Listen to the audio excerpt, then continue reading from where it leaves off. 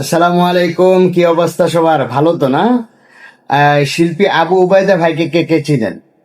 হয়তো অনেকে চিনেন না, তবে আমার মনে হয় ম্যাক্সিমাম মানুষই ওনাকে চিনেন। আর উনি এত দারুণ দারুণ গজল বের করে।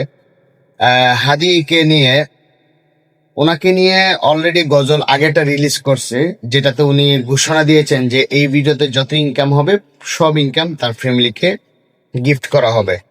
নতুন আরেকটা মানে গজল রিলিজ করছে।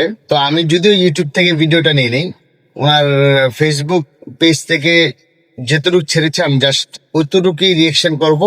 বাকি সম্পূর্ণ ভিডিওটা যদি দেখতে চান তাহলে অবশ্যই আপনারা সবাই ওনার চ্যানেলে গিয়ে ভিডিওটা দেখে আসবেন।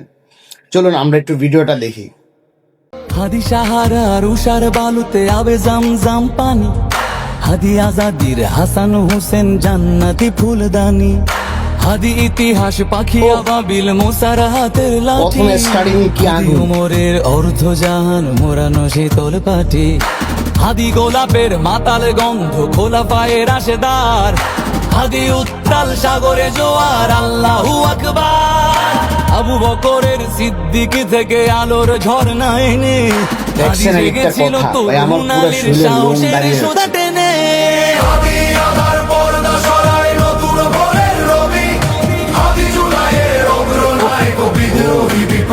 সেরা সেরা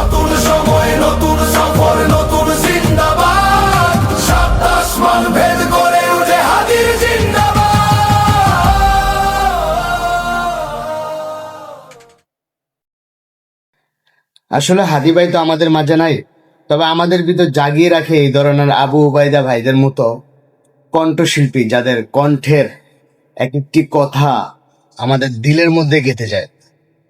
অনেক লেখক আছে যাদের একটি লেখা, উফ, হাদি ভাইকে নিয়ে অনেক লেখক অনেক লেখা লিখতেছে, আমি প্রত্যেকটাই পড়তেছি অন্যরকম। প্রতিটা কলমের লেখা যেন তাদের মনের কথা ফুটিয়ে উঠছে। শুধু তাদের নয়, আমাদের সকলের মনের কথা ওখানে ফুটে উঠছে।